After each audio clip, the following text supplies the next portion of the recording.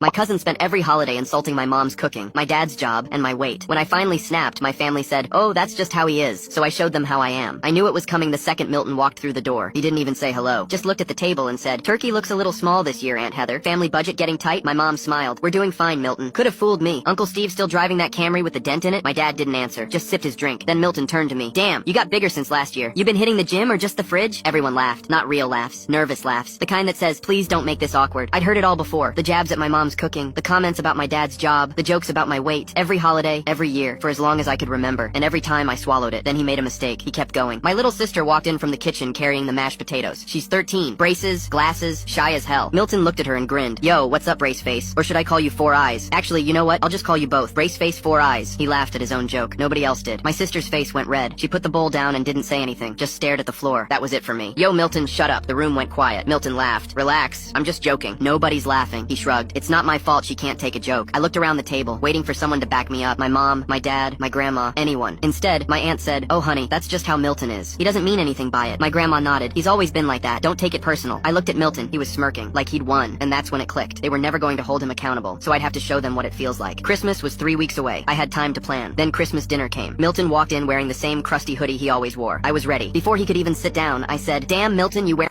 I was ready. Before he could even sit down, I said, "Damn, Milton, you wearing that again? That hoodie's got more stains than your employment history." A few cousins laughed. Milton looked caught off guard. "What? I'm just saying, 4 months unemployed, living in your mom's basement, and you couldn't even put on a clean shirt for Christmas? That's crazy." His face went red. "Bro, I'm between opportunities right now." "Between opportunities? That's a funny way to say you play video games until 3 a.m. and eat Hot Pockets for dinner." More laughs. Milton sat down hard, tried to act like it didn't bother him. Then his mom brought out the ham. I smiled. "Aunt Diane, is that the same recipe you burned last year?" "Bold of you to try again." Milton's head snapped up. "Don't talk about my mom's cooking." "Why not? You talk about my mom's cooking every year. Remember last month? Store-bought crust again, Aunt Heather? What's wrong? You can dish it, but you can't take it." He was gripping his fork so hard his knuckles went white. I wasn't done. "By the way, Milton, I saw your ex posted a new boyfriend on Instagram. He's got a job and his own apartment. Guess she upgraded." Milton stood up so fast his chair fell backwards. "What the hell is your problem?" The whole table went silent. My grandma spoke up. "That's enough. This is Christmas dinner. This behavior is unacceptable." I looked at her. "Unacceptable? When Milton called my 13-year-old sister Brace Face, Four Eyes last month, you said that's just how he is. When he makes fun of my mom's food every single year, you say he doesn't mean anything by it. When he talks about my dad's job like he's a loser, nobody says a word." I leaned back in my chair. "So this is just how I am, and if you don't like it, maybe you should have said something to Milton a long time ago." Milton grabbed his jacket. "This is ridiculous. I'm out." "Good. Drive safe." "Oh wait, you can't. Your mom still has to drop you off everywhere." The door slammed behind him. Nobody said anything for a long time. My sister looked at me from across the table. She was trying not to smile. My aunt called my mom the next day, said I was cruel and out of line. My mom asked her where that energy was when Milton was bullying a 13-year-old. She hung up. We haven't heard from them since.